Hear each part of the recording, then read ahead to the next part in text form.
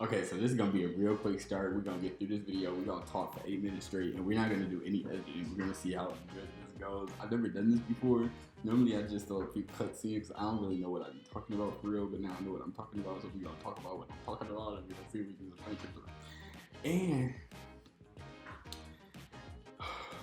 today's a good one because y'all thought that I wasn't gonna be here. Day 4:30. It is currently 11:01 p.m. I've been up since 8 a.m. I had a training, and after the training, I had some showings, and after the showings, I had some work that I had to do. Then I had to go out, to town. So basically, you didn't get to video until literally 11:59 on the dot. So this video is going to be titled "Chicago is still affordable, so why does it feel impossible to buy?"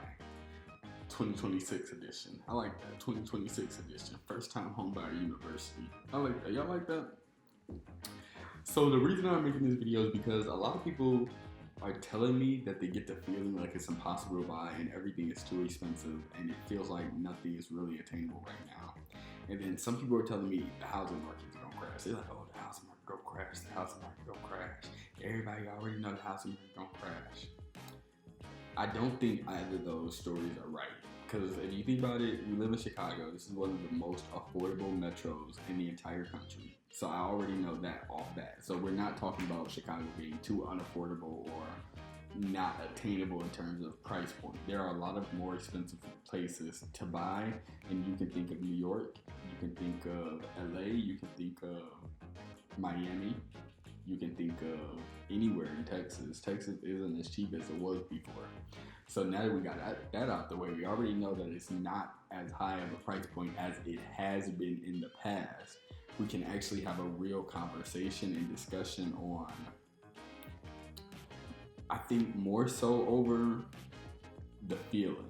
Like people with good credit, people with high incomes, people with stable jobs, people with savings still feel stuck. They feel like they can't buy. And that's what's getting that overarching feeling of like, there is so much going on. Prices are higher than they've ever been. There are sales happening, more sales happening right now than a lot of different points in history. So what's going on? Why does it feel like buyers don't have access?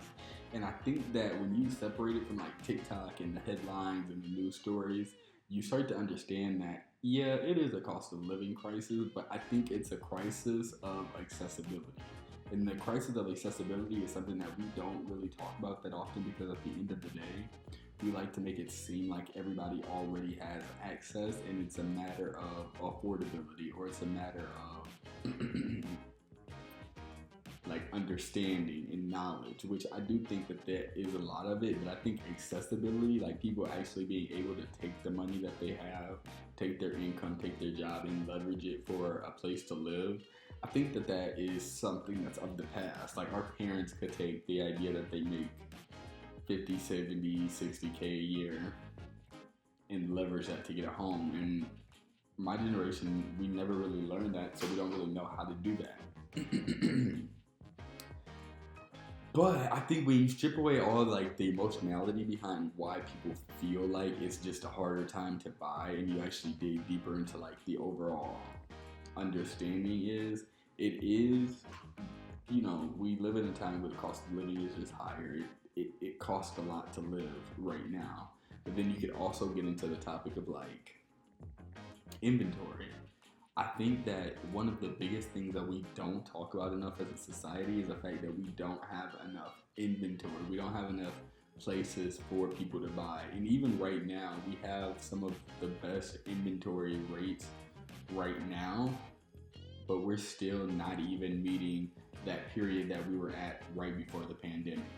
So it's like, we don't have enough units for the people that want to buy, and that is making the prices more inflated than they naturally would be. So it is more expensive to buy, and people have less access to inventory because you just don't have that much housing on the market. You don't have enough space for the amount of people that need to be in a place. Even people with jobs, even people with good credit, even people with stable income and good savings. We just don't have enough listings for our buyers. So what typically happens? A listing goes up, they get multiple offers, you have multiple buyers competing for one property, and at the end of the day, one person can get it. So even if you have a bidding war, you still have your issue of accessibility because we don't have the level of inventory that we really need. Now, the other thing that people don't talk about enough is the idea of like affordability. Affordability is a misleading misnomer. Like, if we really think about it, we need to be talking about accessibility. We in Chicago don't have an issue with affordability. Yeah, taxes are high. Yeah, insurance sucks. But in terms of relative to other places in the country, we're actually one of the more stable locations to be. So now that you know that, you can go into it with an even better understanding of like,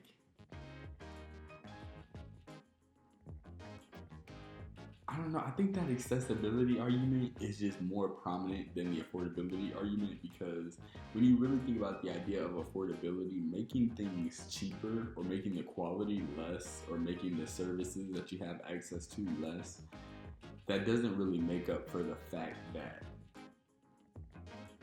we don't have access to the things that we need. Like, I know people working at warehouse jobs making very good money and they have the potential to work up the ladder, or even if they stay where they're at and just get the very incremental raises that they get throughout the years, they are more stable than a lot of like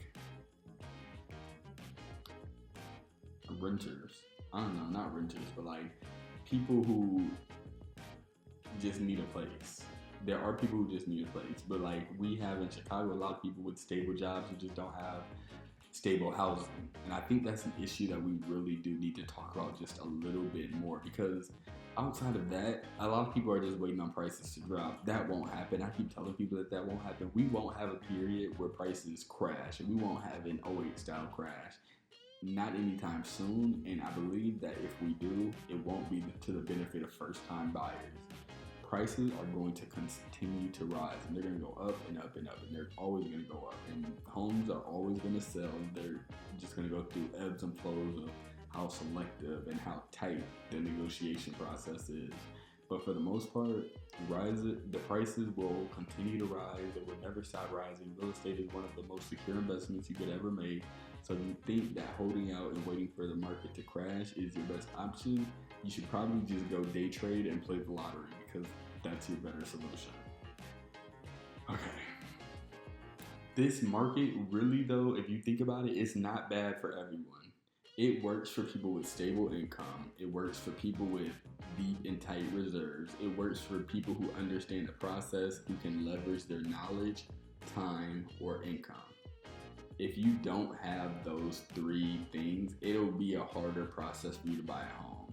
If you're a low down payment buyer, if you're a credit repair stage buyer, if you're somebody waiting for perfect timing, these will be harder opportunities to catch on to as you grow into yourself and as you grow into a more mature buyer and you decide what you want and you decide to place your offer and to find an agent and to get pre-approved. These are all different steps of the process, but once you get there, you have to be more secure and stable in your buying decisions. You cannot be on the edge. You have to be secure, or you're just gonna lose in this environment for buyers. It's not for people who are unsteady. So is Chicago affordable? I would say yeah. I think Chicago is probably one of the most affordable cities in the country. Is it accessible? No, it's not one of the most accessible markets in the country. I think there are plenty of other places in America that you can go and get housing cheaper and more accessible. But also,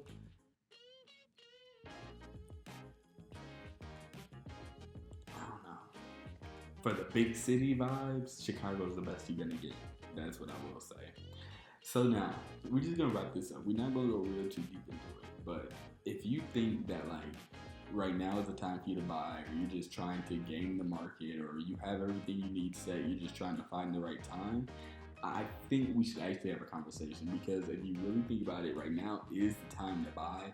It's an awkward market, but if you actually know how to play your cards right, negotiate with sellers, get seller credits, and actually get to the closing table, I think that this will we'll look back on this time, the time when the war was happening, and we'll realize that as things slowed down, this was the period of a crash that people are looking for. Like, we're never going to get to a point where prices start dipping and we start seeing things sell below what they're worth. But we are going to see moments and periods where things settle out and they're not selling as fast, or the market isn't as high. And those are the new crashes. That's when you can get in. That's when you get your foot in the door. So you have to make up your mind. Are you going to wait on the sidelines and just keep hoping that the market gets better? Or are you going to stop renting,